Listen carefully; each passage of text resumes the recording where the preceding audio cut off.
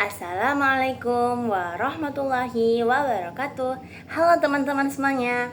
Perkenalkan, nama saya Dinda Ramadhani Putri Iqbal dari kelas 8A. Hari ini saya akan membacakan soal beserta jawaban saya untuk penilaian akhir tahun mata pelajaran IPA. Mari kita mulai dari nomor 1. Soal nomor 1. Seorang siswa SMP sedang bersepeda dengan kecepatan 10 m/s. Gak tahu bacanya gimana. Total massa siswa dan sepedanya adalah 40 kg. Saat melihat lampu merah, ia mengerem hingga kecepatannya berkurang menjadi 5 m/s. Hitunglah besar usaha yang dilakukan dengan gaya pengereman tersebut untuk memperlambat sepeda. Nah, jawaban saya adalah berdasarkan perhitungan selisih energi kinetik awal dan akhir, besar usaha yang dilakukan oleh gaya pengereman tersebut adalah minus 1500 joule. Tanda minus ini menunjukkan bahwa arah gaya pengereman berlawanan dengan arah gerak sepeda sehingga kecepatannya melambat. Lanjut soal nomor 2. Sebuah rumah masa depan dirancang menggunakan sistem energi terpadu atau hybrid yang mengandalkan dua sumber energi terbarukan, yaitu panel surya di atap untuk menyerap energi matahari dan kincir angin di halaman untuk menangkap energi angin. Urutkan konversi energi yang terjadi dari A. Sumber energi awal atau matahari hingga energi tersebut digunakan untuk mengisi daya baterai mobil listrik yang diparkir. B. Sumber energi awal atau kincir angin hingga energi tersebut digunakan oleh penghuni rumah untuk menyalakan lampu. Jawaban poin A. Urutan konversi energinya adalah energi cahaya matahari diserap oleh panel surya, lalu diubah menjadi energi listrik, dan kemudian disimpan dalam bentuk energi kimia di dalam baterai mobil listrik. Nah, untuk jawaban poin B, sedangkan untuk kincir angin, energi angin diubah menjadi energi gerak pada baling-baling, lalu diubah menjadi energi listrik oleh generator, hingga akhirnya digunakan sebagai energi cahaya pada lampu rumah. Lanjut soal nomor 3. Perhatikan gambar bandul sederhana di bawah ini. Poin A. Gerakan bandul dari titik mana ke titik mana yang disebut satu getaran. Poin B. Apabila AB ditempuh selama 0,5 sekon, berapakah besar periode dan frekuensi getaran bandul tersebut?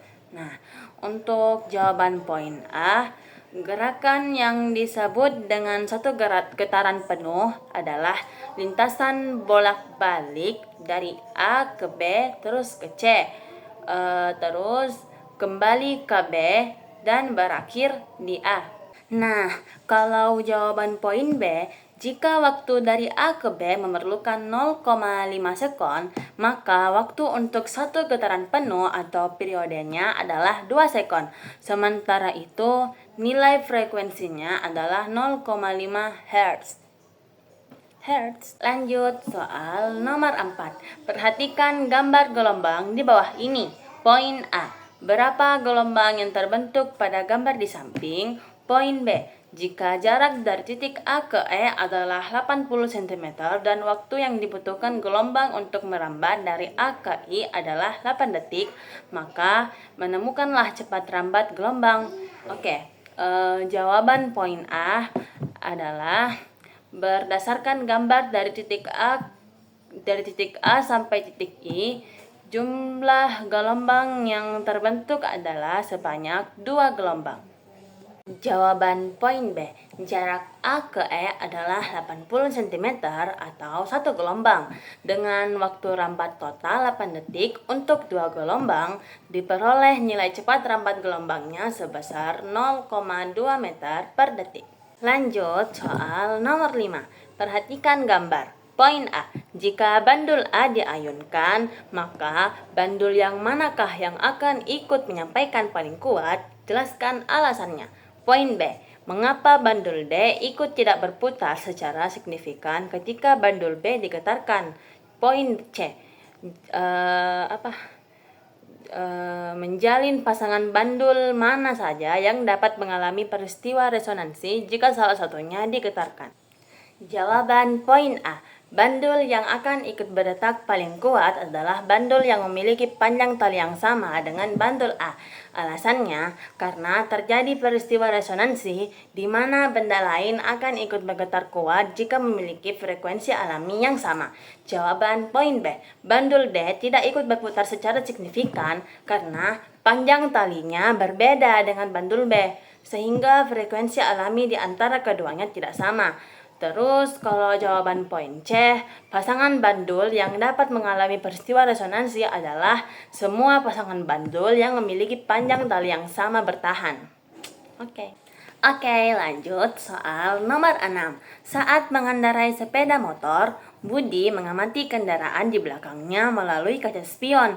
Ia menyadari bahwa bayangan mobil di spion tampak lebih kecil dari ukuran aslinya.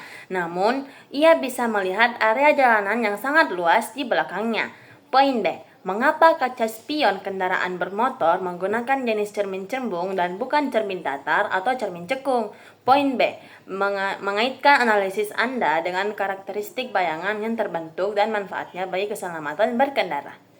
Jawaban poin A. Spion kendaraan menggunakan cermin cembung karena cermin ini memiliki kelengkungan yang mampu memberikan sudut pandang atau medan pandang yang jauh lebih luas bagi pengendara dibandingkan cermin datar ataupun cermin cekung. Terus, jawaban poin B, karakteristik bayangan yang dibentuk oleh cermin cembung adalah maya, tegak, dan diperkecil. Manfaatnya bagi keselamatan yaitu pengendara dapat memenuhi area jalanan serta mendeteksi posisi kendaraan lain di belakangnya dengan lebih mencakup banyak objek sehingga berkendara menjadi lebih aman.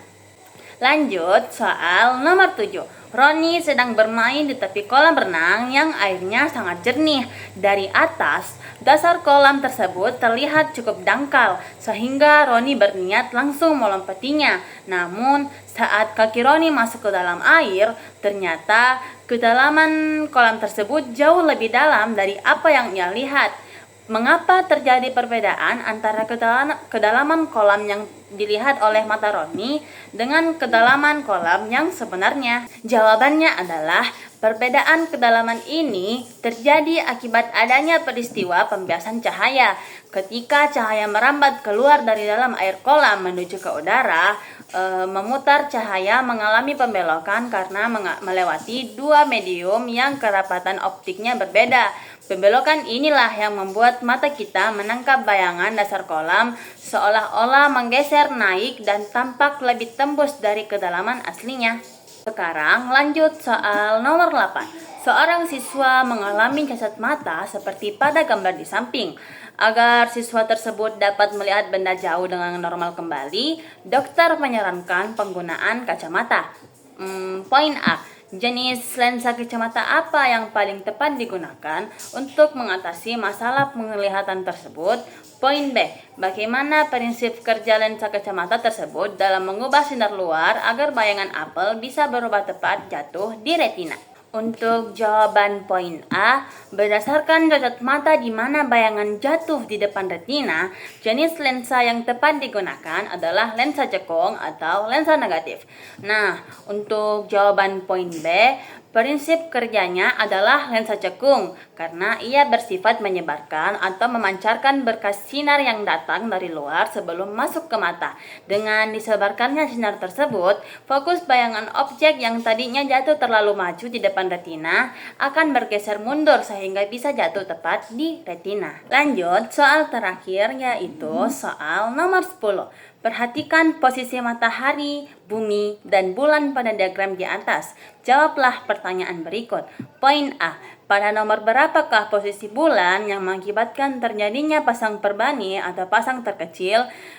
Jelaskan alasannya. Terus poin B, seorang nelayan ingin menyandarkan kapal besarnya di dermaga yang dangkal. Berdasarkan gambar, posisi nomor berapakah yang harus dipenuhi oleh nelayan tersebut agar air laut cukup dalam? Jelaskan alasannya.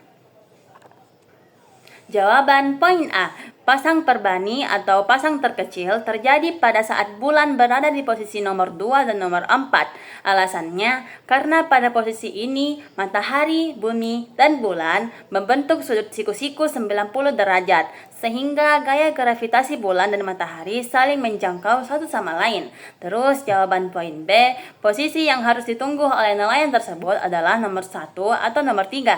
Alasannya, pada posisi ini terjadi peristiwa pasang purnama, di mana matahari, bumi, dan bulan berada pada garis lurus sehingga gaya gravitasinya terjadi dan mengakibatkan air laut naik ke permukaan yang paling tinggi atau paling dalam. Sekian pembacaan soal berserta seluruh jawaban tugas lisan penilaian akhir tahun IPA dari saya. Mohon maaf atas segala kekurangan. Terima kasih banyak atas perhatiannya. Wassalamualaikum warahmatullahi wabarakatuh. Dadah.